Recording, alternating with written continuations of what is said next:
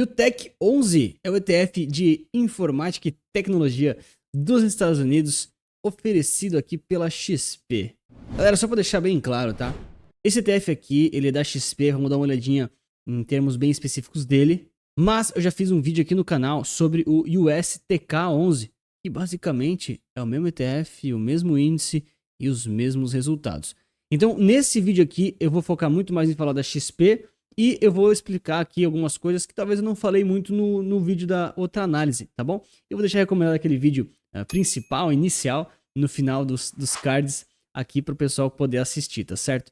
Lá eu faço uma análise mais extensa do índice, das exposições, correlação, retornos em janelas móveis, dolarizado, faço aquela coisa toda mais no detalhe. Mas eu não queria deixar passar batido, porque querendo ou não, a XP Asset aqui nos privilegia com esse produto de investimentos, tá? Então é um ETF aqui da XP de tecnologia dos Estados Unidos, a tecnologia americana, justamente para a gente conseguir uma exposição nesse setor, tá bom? XP, inclusive, que tá meio enrolado, hein? Tiveram umas denúncias aí, umas acusações bem graves em relação a XP, tá envolvido aí com Ponzi, pirâmide, COI, é o combo da desgraça, né? Se quiser, eu faço um vídeo falando sobre isso, comenta aí embaixo. Bom, quando a gente está avaliando aqui o UTEC 11 da XP, o que a gente percebe, tá? Basicamente a taxa de administração é 0,30% ao ano, ou seja, é a mesma da Investo, tá bom? Ali do concorrente, né, da Investo. 15% de imposto de renda, mesma coisa, e também acompanha a variação do dólar, tá bom? E galera, quando a gente compara realmente o USTK11 ou o UTEC 11, que um deles é da Investo e o outro é aqui da XP, a gente percebe que eles têm uma correlação muito próxima, realmente é praticamente a mesma coisa, tá? Eu não vou dizer que não tem nenhuma diferença, porque tem, mas é tão pequena e tão pouco relevante que não é isso que deveria ser, né, enfim, decisório para você investir num ou no outro, tá? A taxa de administração é a mesma, ambos são de boas empresas, né, empresas conceituadas pelo menos, porém o USTK11, que é o primeiro vídeo, né, ele é um pouquinho mais antigo, né, já tem um pouco mais de tempo e tem um patrimônio líquido de 64 milhões de reais, mas o UTEC 11 aqui da XP, ele, olha só que interessante, tem aqui na composição da carteira um patrimônio líquido muito maior, tá? Então tá aqui com 255 milhões de reais, praticamente aí 4 vezes maior em termos aqui de AUM do que o concorrente da Investo, tá? Talvez tenha aqui algumas regrinhas de aluguel, algumas regrinhas aqui de descontos, mas no final das contas, galera, a gente vê nitidamente aqui pelo desenho que os gráficos mostram, né? Se a gente sobrepõe eles, até trocar a cor aqui para ficar mais fácil de ver. Não sei se vocês sabem, mas eu tenho um leve grau de daltonismo, então às vezes eu tenho que trocar as cores. E aí, olha só, então a gente sabe que o desenho é praticamente o mesmo, né? Tem uma variaçãozinha aqui, um spreadzinho ali, bem nítido, bem fácil, tá? Quem ficou na dúvida ainda tem como você colocar aqui, ó, USTK, perdão, 11 dividido por UTEC 11. Dividir um pelo outro e a gente vê isso aqui, ó. Pô, isso aqui é legal, hein? Ó, isso aqui vale o like e a inscrição no canal, porque ninguém mostra esse tipo de gráfico por aí. Então, basicamente, é a diferença aqui, o spread entre um ETF e o outro. E a gente percebe que como ele tem essa dinâmica contínua, olha só, nenhum deles se valoriza muito contra o outro, quer dizer que eles representam aqui praticamente a mesma coisa, tá vendo?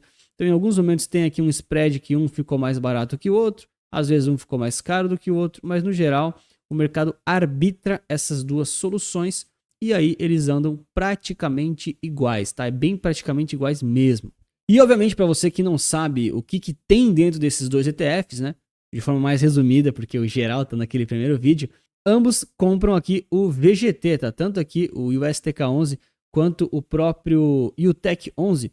Eles até chamam de VGT US, né? Muito estranho essa nomenclatura toda. Mas no final das contas, pode considerar que é o VGT aqui, tá bom? O que é o VGT? Ele aqui é o Vanguard Information Technology ETF. É um ETF que segmenta bastante aí o setor de tecnologia dos Estados Unidos, tá? Então é um ETF de fato muito interessante. Eu já expliquei no outro vídeo, não é da minha maior preferência, vou repetir depois o porquê, mas é um instrumento interessantíssimo, tá? Então taxa de administração lá dos americanos muito baixo, muita facilidade aqui, ótima diversificação. A gente percebe aqui que tem uma exposição a 316, 315 ativos. Chegou a passar aqui, olha só, mais de 100 bi em valor de ativos.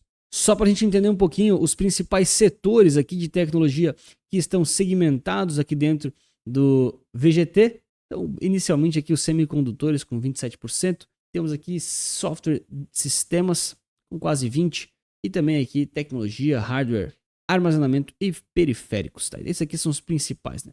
Tem também aqui o application software, né? É verdade. Então tudo bem ligado à TI, bem ligado à tecnologia, e naturalmente a gente vai ver aqui as empresas que estão listadas, né, que estão aqui dispostas, sendo as empresas de tecnologia que a gente já conhece, tá bom? Você provavelmente é cliente delas de alguma forma. Então aqui a Apple com mais de 16% de participação, depois a Nvidia com quase 14%, depois aqui a Microsoft com mais de 13%, depois vem a Broadcom, Salesforce, Oracle, Cisco e companhia, tá? Então muitas dessas empresas super relevantes, super, enfim, né, líderes nos seus setores, líderes nos seus segmentos, e de certa forma você está tendo aqui uma exposição diversificada dentro da tecnologia, né? Você está bem nichado na tecnologia. E eu não sei se você gosta de ações ou empresas, ETFs, focados num único setor ou em tecnologia, mas se você gosta desse vídeo, deixa o like e se inscreve aqui no canal. Agora, quando a gente está falando de tecnologia nos Estados Unidos, não tem como você falar sem citar pelo menos da Nasdaq. E o que me chama a atenção, e é um dos pontos que eu ressalto no outro vídeo, vou repetir aqui, é que quando você compra um VGT, um STK e o Tech 11, ou até mesmo Chip 11, né, ETFs mais nichados que tem tecnologia dentro, você tem que tomar um certo cuidado para não ter uma sobreposição que você não está ciente com a Nasdaq. Então, se você sabe que está fazendo, se é muito estratégico, que é uma coisa um pouco mais satélite, né? Pô, tá comprando para depois sair e tal, ok, beleza. Mas quem está comprando VGT e Nasdaq na mesma carteira, precisa estar ciente que está tendo aí uma sobreposição. E se você sabe o que está fazendo e quer isso, eu não vejo problemas. Mas se você não sabe, bom, agora você está ciente, né, que está tendo sobreposição e que você vai estar mais exposto a algumas empresas e alguns ativos por eles estarem sobrepostos. Porque pensa, se você tinha, por exemplo, dois ativos, né? Você tem dois ETFs separados. Se você comprar só um, a Apple, por exemplo, vai ser só 10% de um ETF. Se você comprar dois, a Apple também está no outro, por exemplo, né? Então agora, desse total, você está tendo uma sobreposição de Apple. Você vai ter mais Apple na carteira, em termos percentuais, do que se você comprasse somente um. E não é que isso é ruim, mas você está tendo ali uma exposição menos diversificada, ou então mais nichada, do que a proposta original do ETF. Tá? Então, se você sabe o que está fazendo e entende esse processo aí, não tem problema, tá bom? Eu não sou tão hater assim em relação à sobreposição quanto eu vejo a galera falando por aí, porque a minha proposta aqui do canal e também da empresa, tá? Não vou negar, né? Isso também é uma certa estratégia empresarial. Mas é a gente focar muito em ETFs que tenham na B3. Por quê? A minha visão é que nos próximos 2, 3 anos os ETFs vão explodir no Brasil. A galera vai cair na real e vão começar a ter muitas soluções interessantes. Vai ter mais solução que paga dividendo, vai ter mais soluções com exposição neutra, internacional também, né? Tanto para bonds quanto para renda variável, diversos países, né? Não só por BDRs como já tem hoje, mas a liquidez é ruim. E eu vejo que o cenário ideal, galera, o cenário ideal é você ter um ETF lá fora, ter eles numa base realmente estrangeira, eficiente, imposto, né? Aquela questão da sucessão também, importantíssimo. Só que isso é um processo que muitas vezes é mais fácil para quem já está no mercado, para quem já é macaco velho, quem já entende das coisas, né? E eu sei que o público aqui do canal, inclusive obrigado pela audiência, é uma galera que entende mais.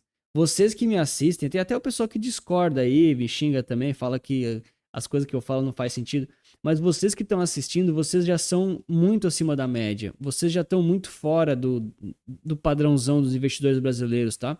E uma das coisas que eu gostaria muito de contribuir aqui com o nosso mercado nacional é o início dessa migração do pessoal, apresentar um pouco dessas soluções, né? A gente vê que o próprio marketing desses fundos, dessas empresas, né? Da XP, Invest, assim por diante. A Invest até um pouquinho mais, né? Que eles são mais independentes. Mas da XP, do BTG, do Itaú também um pouquinho mais. Mas muitos bancos eles nem divulgam os ETFs, né? A taxa é muito baixa, não dá receita, mas querendo ou não, é uma questão de tempo, tá? Você tá vendo já um movimento muito grande de influenciadores que ganharam a vida, ficaram milionários. Cara, os caras passaram assim de 100 milhões de reais vendendo curso, ensinando a galera a fazer stock picking, e eu não acho errado, só acho muito complexo.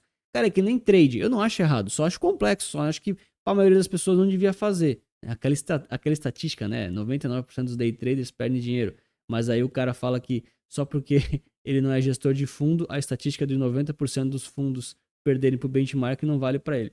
Mas enfim, então o que a gente está vendo? Um movimento em relação aos ETFs para justamente também criar uma nova onda, né, no mercado nacional. O mercado é marketing, né, galera? A gente sabe disso. Mas as pessoas não vão, pessoal, as pessoas, os iniciantes, as pessoas talvez que você conhece, ou talvez quando você começou, a galera não vai sair botando todo o dinheiro deles para fora. Tá? Para muita gente, um valor menor, tá? Quem principalmente também nem mora fora, nem tem gastos em dólar, né? Não viaja, não tem uma conta internacional, as pessoas não querem ter que tirar o dinheiro e ficar pagando ali IOF, fazendo câmbio, né? Tendo custos. Às vezes o cara quer comprar, ficar ali 6 meses, depois quer vender e assim por diante. Então eu vejo que falta muito a gente fomentar os ETFs que são possivelmente das pessoas conhecerem e comprarem no Brasil. Porque quando essa porta está aberta e esse tabu é quebrado, aí sim, para ir para os estrangeiros, aí é muito mais fácil, entendeu? É mais ou menos essa lógica, mas isso ficou meio off-topic aqui do vídeo, só quis compartilhar com vocês. Agora, seguindo em relação à sobreposição do VGT, né, ou próprio UTEC 11 com a Nasdaq, o NASD 11, por exemplo, ela existe, mas ela não é problemática se você entende isso como um risco e está ciente disso.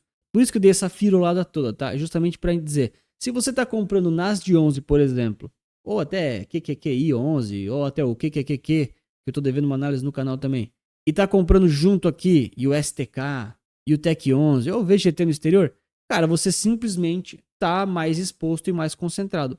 Eu concordo que não é o ideal, eu concordo que não é uma coisa super legal. Pô, a gente tem milhares e milhares de ativos no mundo, você foi escolher justo esses para sobrepor. Mas, cara, vai que é a sua estratégia, entendeu? Eu não vou negar para você dizendo, você não tem nenhum ativo sobreposto nas carteiras recomendadas, Anthony. Não, eu tenho sobreposição, mas eu tô ciente, estou sabendo. E, cara, para mim é muita questão de prazo de validade. É muito satélite. Se tá sobreposto, uma hora ele vai sair, tá bom? Então, só pra gente ter noção aqui, 12,7% do VGT, né, das holdings aqui dentro do VGT, dos ativos que ele segura, também estão na Nasdaq, tá? No QQQ, beleza? Então 13% está sobreposto do VGT dentro do QQQ. E aqui em relação do QQQ, a gente tem até um percentual um pouquinho maior, tá bom? Quando a gente faz aqui um overlap pelo peso, 47% aqui dos pesos são compartilhados, tá?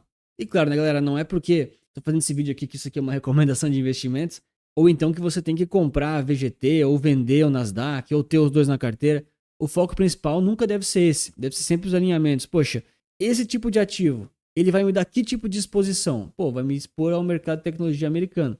Ah, legal, um mercado que aí você tem que estudar para ver se você gosta dele, se você não gosta, se o ciclo econômico é um pouquinho mais favorável a isso ou não, né? Se é um setor que você quer manter por mais tempo, se é um setor, por exemplo, que é um pouco mais satélite na sua carteira, ou se ele é core.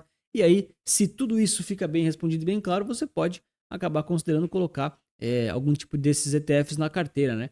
Mas sempre lembrando que o mais importante, cara, qual que é o seu perfil de risco e qual que é o seu objetivo como investidor, tá? Essas duas coisas norteiam aí a cabeça de todo bom investidor, porque, primeiro, ele foca nos objetivos dele, então ele não vai ficar dispersando em várias ideias e vários ativos. E segundo, né, a questão ali do risco, né, pessoal? Esses ETFs são voláteis, tá? Esses aqui são voláteis. Então, quando você bota isso aqui na carteira, você tem que pensar o seguinte, pô, botei 10% de UTEC 11 aqui na carteira, pô, botei 10%. Se cair 50%, você vai ter um drawdown do seu patrimônio de 5%. Geralmente é assim, tá? Depende de um monte de coisa, né? Depende da carteira, mas geralmente você vai ter um drawdown ali da metade daquela posição, pelo menos, né? Isso é muito ou isso é pouco? Então, o investidor tem que saber responder isso para ele mesmo e justamente encontrar aí esse perfil de risco e aí fazendo as alocações ideais com base em tudo isso, tá? Isso que acaba sendo mais relevante na caminhada e na jornada dos investidores. Inclusive, se você quiser conhecer um pouco mais as carteiras recomendadas que a gente tem aqui na Resulta Capital, tanto para crescimento de patrimônio quanto para renda passiva, tem aqui um QR Code aqui na tela e um link aqui na descrição justamente com essas informações todas, tá bom? Lembra, todos os ativos comprados na B3, mas claro, se você já tem eles no exterior, você consegue fazer uns ajustes. E lembrando sempre que eu sou livre de conflitos de interesse, então eu não estou preocupado se é XP, se é Investo ou se é qualquer outra. Eu separei aqui esse último gráfico antes de encerrar o vídeo, porque os estudos de rentabilidade, de ROC, né, janelas móveis, está tudo no vídeo original, que eu vou deixar recomendado aqui no final. Mas eu quis só mostrar para vocês aqui uma coisa, que é a divisão do VGT pelo QQQ. O que é a divisão, né? Que a gente já viu no vídeo de hoje. É a gente pegar basicamente esses dois ETFs, né, esses dois índices, e colocar eles basicamente um em cima do outro para ver a diferença de qual que andou mais do que outro, em que momentos e como é que foi essa acumulação, tá bom? Então, quando a gente está olhando aqui, por exemplo, os dois juntos, a gente percebe que o VGT nessa janela de 2015, né, por exemplo, 10 anos para trás, né, ele andou mais, né? Pode ver, tá? 562% de valorização versus 457, tá? Isso aqui muda toda hora, tá? Lembrando que isso aqui tá em dólares. Eu não estou convertendo para reais, para também a gente não perder o foco, tá? Mas os ETFs aqui, o TEC11 e o STK11, eles vão estar multiplicados aqui pelo dólar, tá? Na análise do outro vídeo eu faço isso, daí eu analiso no detalhe e fica bem certinho. Então, se eu só desconsiderar aqui esses dois ETFs originais, né, e fizer aqui as comparações, o que a gente percebe aqui, né? Então, primeiros anos não dá para considerar tanto, mas até 2015, mais ou menos, 2015, 2016, a Nasdaq, o QQQ, ele se valorizou frente, ou seja, em relação ao VGT, tá? Quando esse gráfico aqui está caindo, significa que o ativo que está embaixo, né, o QQQ, ele está se valorizando mais ou se desvalorizando menos do que o ativo de cima, que é o VGT. Muito disso provavelmente foi explicado ali pelas condições ainda um pouco mais ali de hardware, mais industrial, uma época um pouco diferente, né? A internet já era importante, mas enfim, né? As coisas foram mudando e a partir aqui de 2015, 2016, simplesmente se inverteu, tá? Então o VGT passou a se valorizar mais do que a Nasdaq, tá bom? E aí, claro, a gente teria que estudar muito no detalhe para entender o porquê, mas basicamente é porque, na maioria dos casos, aquelas grandes empresas como as Magnificent Seven, né, as FANGs, a Apple, a Nvidia, essa galera, elas tendem a ter pesos maiores no VGT do que no QQQ. Lógico que isso não é estático, mas isso é uma das coisas que explica porque um índice ele se valoriza mais do que o outro, sendo que tem as mesmas empresas. É porque geralmente aquelas empresas elas estão em percentual maior. Tá? Eu sei, né? Eu já conheço o gráfico, então eu sei que, por exemplo, as FANGs, né, o FNGS, elas se valorizaram pra caramba. Assim, muito, muito nesses prazos, tá? Muitos mesmo. Tudo bem, aqui nem tem histórico de 2015, mas pegando aqui só o de 2020, a gente sabe que foi muito, tá? Então, como o VGT é um pouquinho mais nichado, ele deve ter um peso um pouquinho maior dessas empresas. Tá aqui então recomendado o vídeo completo da minha análise com as janelas móveis, histórico maior, correlação e também comentários mais no detalhe. Lembrando que eu foco muito na estratégia de core satélite e eu vejo que esse ETF é um satélite. Eu não manteria ele por muito tempo justamente por essa exposição ser muito nichada e por provavelmente me dar algum tipo de sobreposição que tem que tomar um certo cuidado. Obrigado pela sua inscrição e seu like. Lembre-se que investir certo resulta capital.